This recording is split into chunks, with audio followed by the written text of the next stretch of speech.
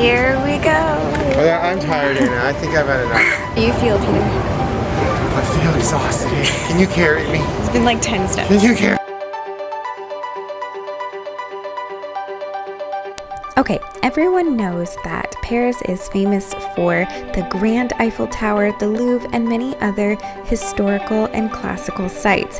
But I'm here today not just to tell you about those sites, but also our stories and the smaller sites such as Fontaine Bleau, which is spelled Bleau, but pronounced bleu apparently by the French people. These are our very kind French hosts who took us here because it was close by, and this chateau apparently is where Napoleon abdicated the throne back in 1814, but don't quote me on that because I'm not a historian.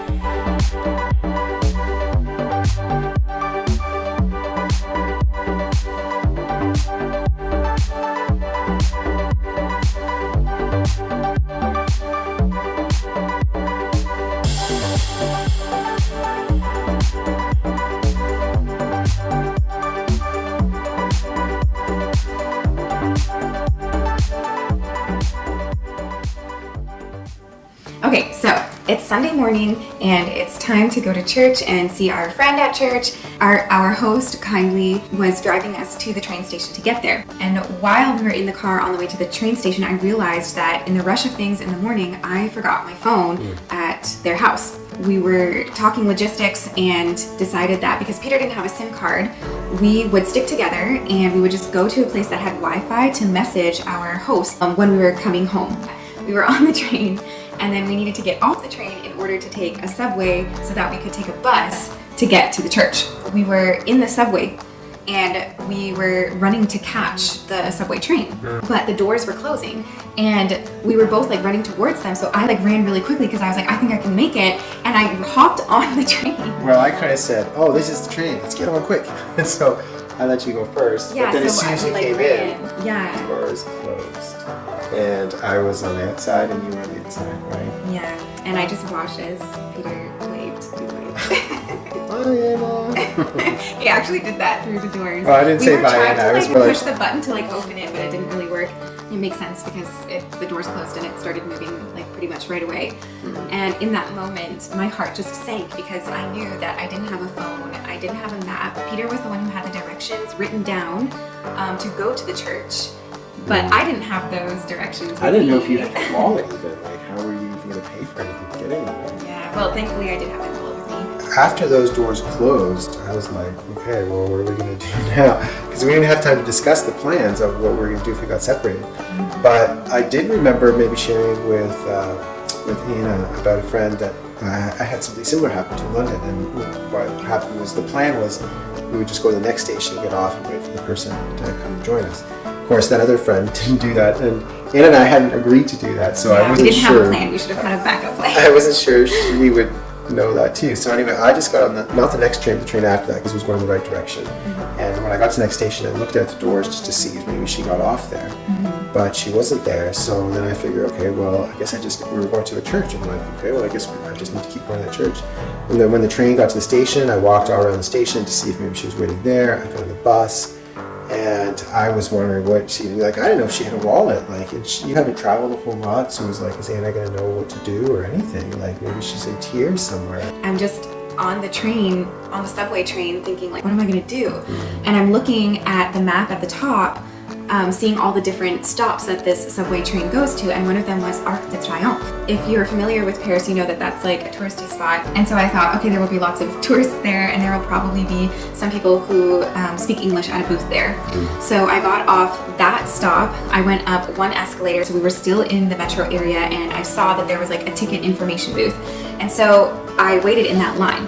And while I was waiting, I was almost in tears because I was thinking like, what am I going to do? How am I even going to explain this to this lady who I know probably English isn't her first language?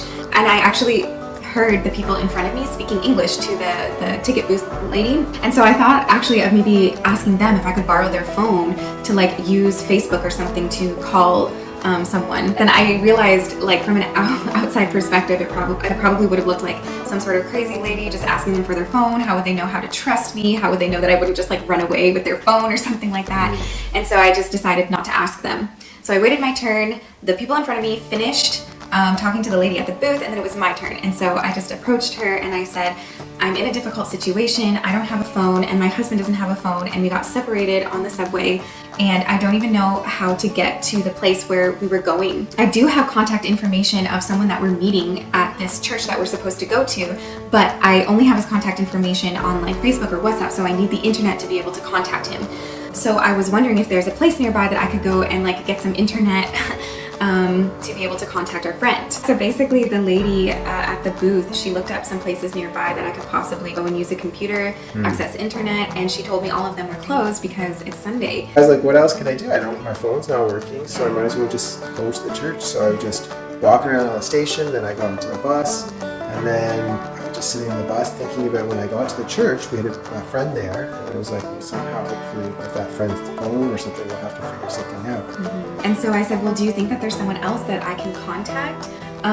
Or do you think there's someone that I could like use their phone to like call my friend or something? And then she told me, okay, write your friend's name down and I will try to find him on Facebook and then I can contact him for you. So I was like, okay. So while I was like writing the name down, she was helping other people. So I wrote the name down, and during that time I was waiting for her to be done with other people at the booth. Two men approached me and said, we overheard your situation and we were wondering like if you need to use Facebook, you can use ours to call your friend. And I was like, really? Like, thank you so much. And so I was like logging into Facebook, but then I couldn't log into my Facebook because I have like a two-factor authentication thing on it, and I needed a code from my phone, which I didn't have, in order to access my Facebook. So I basically was logged in as them, whatever their Facebook name was. And I found our friend Alex that we were supposed to meet at the church on Facebook. And I messaged him and I was like, hey, this is Anna, I'm lost. And so I tried calling him, but he didn't pick up. But then he did actually call me back. So thank you, Alex, for picking up, because on his end, it appeared to be like a complete stranger, right? But it was actually me calling. And so yeah, he picked up the phone and I was like, hey, it's me, Anna, Peter's wife, and I'm lost and I'm not really sure where Peter is, and I was wondering if you could help me figure out how to get to the church so I can meet you guys there and get back together with Peter. So then we were trying to figure out like which metro and like which buses I should take, but then he had the idea of like just giving me the address and then I would take a taxi there because that would probably be easiest. And I was like, yeah, that's true. So I wrote down the address and I went up, and of course, because Arc de Triomphe is a touristy spot, there was a taxi there that I jumped in and asked if he could take me to this address. The taxi driver took me there and I got out and I met our friend Alex there and his mom. Well, lo and behold, when the bus got to the church and I got off, there was Anna. She was standing there with her friend Alex and with his mom, and so we had a big reunion and everything was okay. People say, oh, it's so fun, just get lost in Paris, but don't actually get lost because that's not fun. Just like a little bit of trauma to get lost.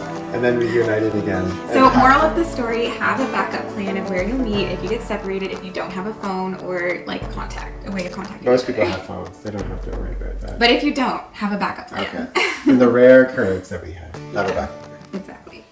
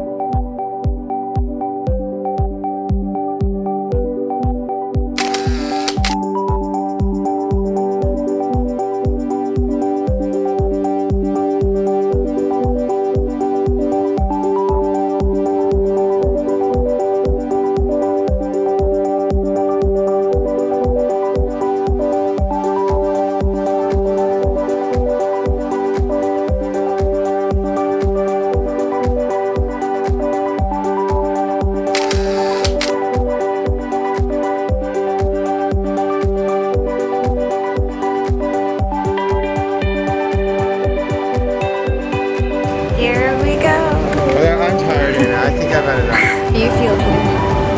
I feel exhausted. Can you carry me? It's been like 10 steps. Can you carry me?